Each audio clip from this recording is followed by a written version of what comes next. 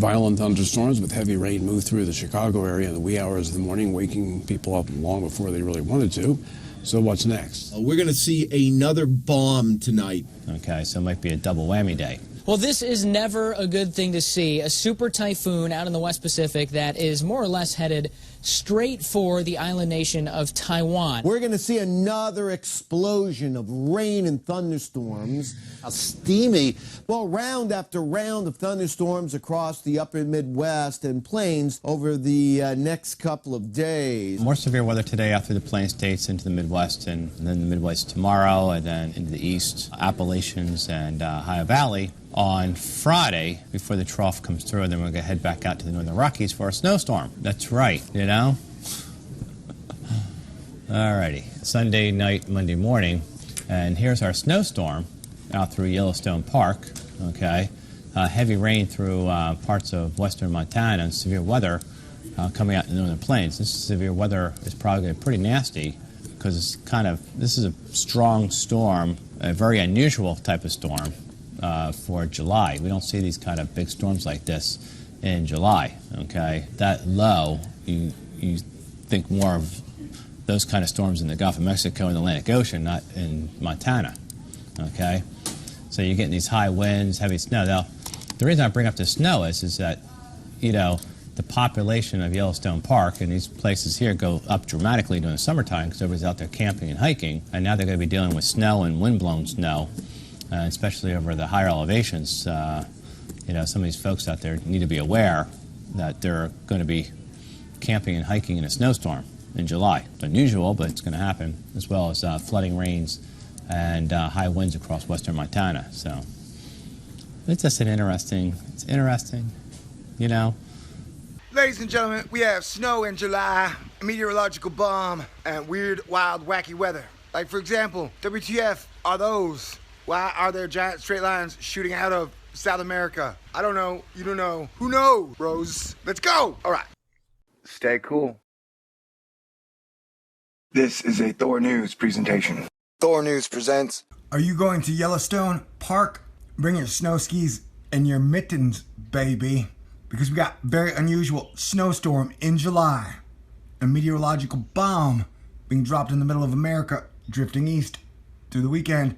And we're going to follow the dew points like following the money to explosive weather. Because we got heat ramming into wild wetness. Get ready. And just more wacky and wild weather, you know? Really bizarre stuff that usually never happens is the new norm. Let's get used to it. I'm at the La Familia Ranch at the moment. Yes, it's damn near paradise. And has anybody else noticed the weather alerts for possible severe weather now cover about half of America? You know, that's new, right? Okay. The risk you can see out here through North Dakota, and then it kind of cascades down. This is tomorrow. You can see we'll head back into the same spots that got hit yesterday, get hit again with severe weather, with potential for more tornado activity as well as wind damage. The risk area, I would take this risk area and kind of go like this. This is the way I would do it. That's what I would do on Friday. Something like that. There you go. With a little enhanced area someplace in here for the Friday time period. So that's where we're going to see it on Friday, and then the trough goes on through, and then we're back out in the plains. Serious weather is coming out in the plain states here late in the weekend. Then we do get to Friday, probably going to see severe weather from Ontario, Toronto, back through Ohio, Pennsylvania, West Virginia, and then all the way back into Paducah, Kentucky, and those areas. This is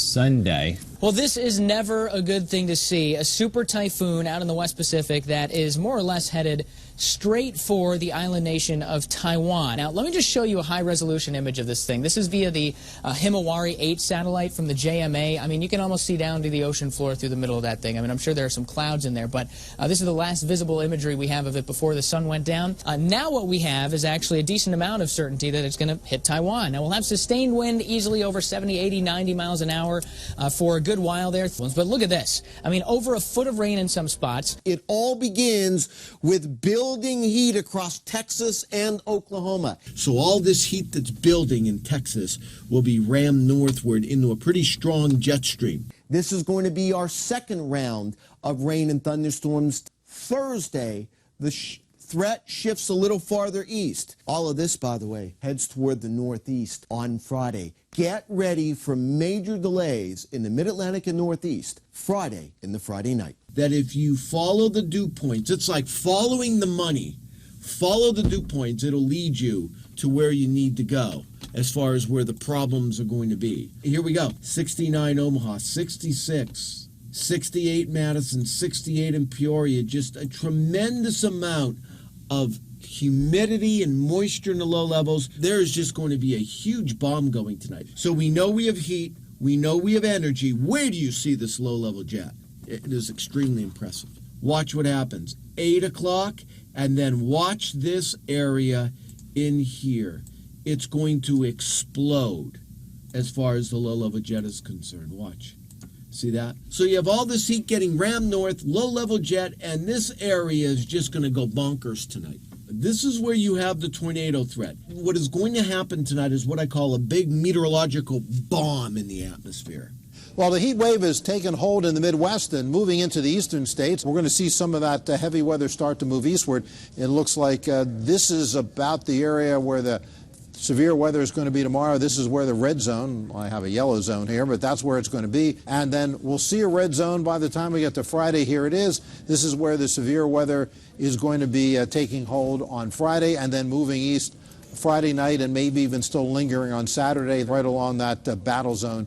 You can see a lot of uplift, a lot of spin in the atmosphere, and across the Carolinas and down to Georgia and Mississippi and Alabama, this whole area, it's not really going to see much in the way of relief right into the weekend. Local temperatures above 100 degrees. Let's take a look at Thursday. Not much of a difference. You can look at every place else. Look how hot it's going to be.